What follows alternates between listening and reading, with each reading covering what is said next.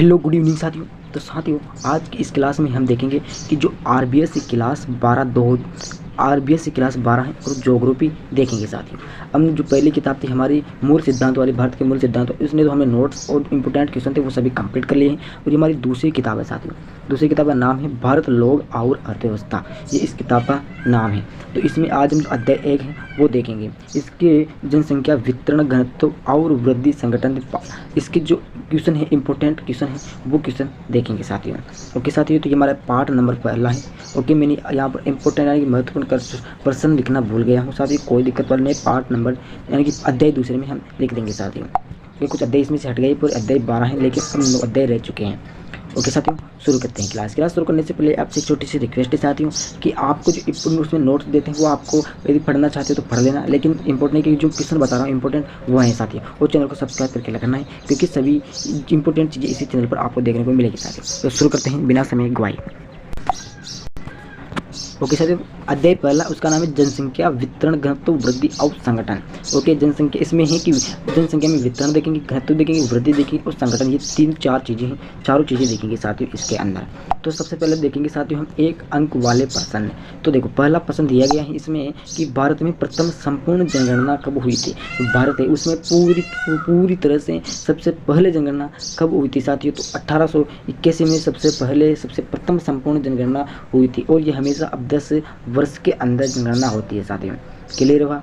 Last जनगणना हुई थी 2011 के अंदर, 21 में होनी थी लेकिन कोविड-19 के चलते नहीं हुआ और अब लगी 2031 के अंदर होगी साथियों। दूसरा है कि जनसंख्या वृद्धि या परिवर्तन से क्या अभिप्राय है। जनसंख्या वृद्धि या परिवर्तन से क्या मतलब है। तो दो विभिन्न समयीय बिंदुओं के मध्य जनसंख्या के होने वाले शुद्ध परिवर्तन को जनसंख्या वृद्धि कहते हैं। दो विभिन्न समय यानी कि दो अलग अलग बिंदु होते हैं, उनके जो बीच में जनसंख्या में जो परिवर्तन होता है, उनके जैसे दो समय होता है जन्म दर मृत्यु, इन दोनों के बीच में यदि जनसंख्या में कोई परिवर्तन होता है तो उसे जनसंख्या वृद्धि कहते हैं। यदि जन्म दर में तो कोई व्यक्ति जन्म लेता है और मृत्यु दर में कोई व्यक्ति मर जाता है, इस प्रकार से। तीसरा क्वेश्चन है कि जनांकीय की विशेषताओं के अंतर्गत किन बातों का ध्यान किया जाता है। तो इसके अंदर इसकी थोड़ी सी साइज कम कर लेते हैं। ओके, जनसंख्या की भौतिक, सामाजिक, सांस्कृतिक तथा आर्थिक विशेषताओं को जनसंख्या संगठन कहते हैं। क्या है? जनसंख्या की जो भौतिक होती है, सामाजिक, सांस्कृतिक, आर्थिक विशेषताओं को क्या कहते हैं? जनसंख्या संगठन कहते हैं। आयु, लिंग, निवास स्थान, भाषा, वैवाहिक स्थिति, मानव प्रजातियां, साक्षरता, शिक्षा, व्यावसायिक संरचना, प्रमुख सामाजिक आर्थिक विशेषताएं। आर्थिक विशेषता में क्या क्या शामिल होता है साथियों? आयु हो गया, लिंग हो गया, निवास स्थान, भाषा, वैवाहिक स्थिति, मानव प्रजातियां, साक्षरता, शिक्षा, व्यवसाय संरचना, ये सभी समाज आर्थिक विशेषता के समाज में होने वाली गतिविधियां, ये क्या कहलाती हैं? सामाजिक आर्थिक विशेषता कहलाती है। अगला चौथा क्वेश्चन है कि जनसंख्या की वास्तविक वृद्धि की जनगणना कैसे की जाती है। जनसंख्या की वास्तविक वृद्धि यानी कि उसमें वृद्धि हुई है कि यानी कि ऋणात्मक हुई है कि वो होती है। ओके, इस प्रकार से यानी कि घटी है कि बढ़ी है, उसकी कैसे गणना की जाती है। तो जनसंख्या की वास्तविक वृद्धि जन्म मृत्यु प्लस अप्रवास उत्प्रवास यानी कि जन्म माइनस मृत्यु प्लस अप्रवास माइनस अप्रवास, इस प्रकार से किया जाता है साथियों।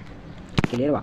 पांचवा क्वेश्चन है कि भारत में कौन से राज्य में बुद्ध सबसे ज़्यादा है। बुद्ध समुदाय होता है यानी कि जाति आती है, प्रदय समुदाय है, वो सबसे ज़्यादा कौन से राज्य में? तो महाराष्ट्र में पाए जाते हैं। कुल जनसंख्या में सर्वाधिक प्रतिशत सिक्किम में है, यानी कि जनसंख्या प्रतिशत में निकाले तो वहाँ पर सिक्किम में सबसे ज़्यादा पाई जाएगी। छठा क्वेश्चन है कि भारत में कौन सा भाषाई समुदाय विशालतम है। तो भारतीय में आर्य समुदाय सबसे ज़्यादा प्रचलित है साथियों।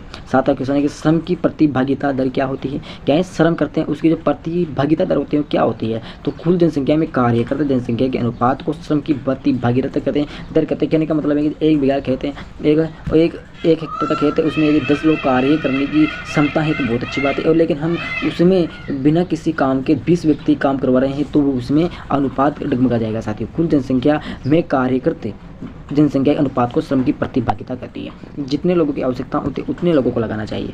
आठवां है कि जनसंख्या के आंकड़ों का स्रोत क्या है। तो जनसंख्या के आंकड़ों का स्रोत है प्रति 10 वर्ष बाद होने वाली जनगणना, भारतीय जनगणना विभाग है। भारत में जनगणना 10 वर्ष के बाद होती है साथियों। कितने में? 10 वर्ष के बाद में भारत की जनगणना की जाती है। ओके, नवा क्वेश्चन है कि प्रमुख श्रमिक किसे कहते हैं। मुख्य श्रमिक वर्ष में 103 दिन के हैं, वर्ष में 183 दिन कम से कम है रोजगार में लगे व्यक्ति को मुख्य श्रमिक कहते हैं। यानी कि वर्ष के अंदर जो व्यक्ति 183 दिन श्रम करता है, रोजगार करता है, उसे क्या कहते हैं? मुख्य श्रमिक कहते हैं साथियों। 10वां क्वेश्चन है कि भारत की जनसंख्या का अधिकांश भाग किस वर्ग के आर्थिक कार्य में लगा है? यह जनसंख्या कितने प्रतिशत है? भारत के लगभग 58.2% आबादी कृषि एवं कृषि संबंधी कार्यों में संलग्न। 58.2% आबादी क्षेत्र कौन से कार्य में संलग्न है? तो ये साथियों कृषि क्षेत्र के अंतर्गत है। और बाकी जो बचा हुआ क्षेत्र है ना, कितना बचा हुआ है? 38% क्षेत्र वो किसमें आता है? कृषि संबंधी जो कार्य होते हैं उनमें संलग्न रहते हैं। ओके, आइए समझ में। 11वां क्वेश्चन है कि सन 2003 में भारत सरकार द्वारा प्रायोजित युवा नीति का मुख्य ध्येय बताइए। तो भारत सरकार द्वारा प्रायोजित इस नीति का ध्येय निर्णय लेने में युवाओं की प्रभावी सहभागिता और एक सुयोग्य नेतृत्व के उत्तरदायित्व के निर्वहन के संदर्भ में सशक्त करना है। ओके, अब 12वां क्वेश्चन है कि 2001 की व 2011 की जनगणना के अनुसार भारत की जनसंख्या की वार्षिक वृद्धि दर क्या है? तो 2001 की 2.4% व 2011 की 1.64% जनसंख्या की वार्षिक दर है, यानी कि वर्ष में। ओके, वर्ष में कितनी है? तो 2001 में कितनी है? तो इसमें 2.4 है। और वर्ष और 2011 में कितनी है?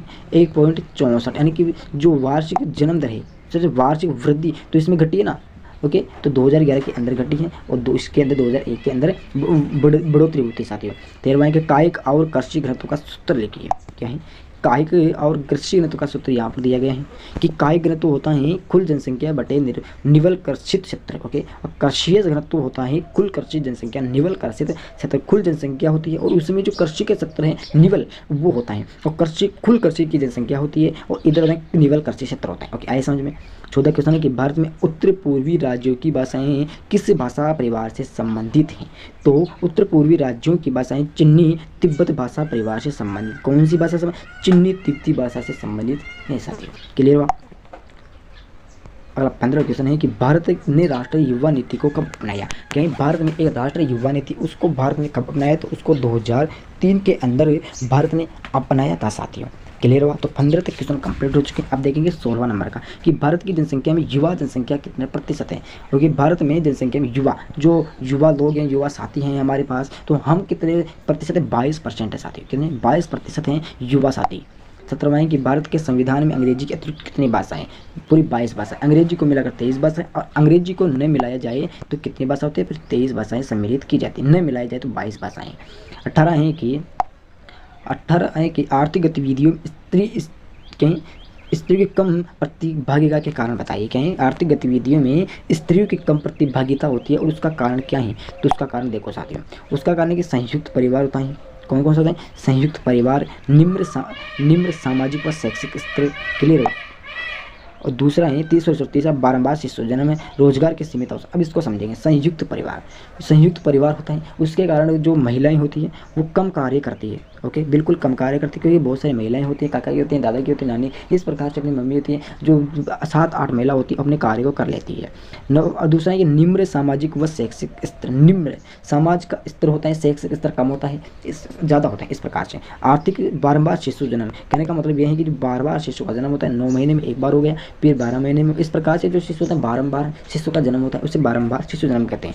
सोचते हैं कि रोजगार के सीमित अवसर, रोजगार के आजकल जो 2024-23 हो रहे हैं, इसमें चल रहा है कि रोजगार के अवसर बिल्कुल कम होते जा रहे हैं और हो रहे हैं साथियों। इस प्रकार से जो आर्थिक गतिविधि स्त्री की कम प्रतिभा के रही है, और रोजगार आजकल जो पुरुष होते हैं, पुरुष करते हैं साथियों। कौन करते हैं? हर घर में देखना पुरुष करते हैं, आपके घर में पुरुष करते हैं।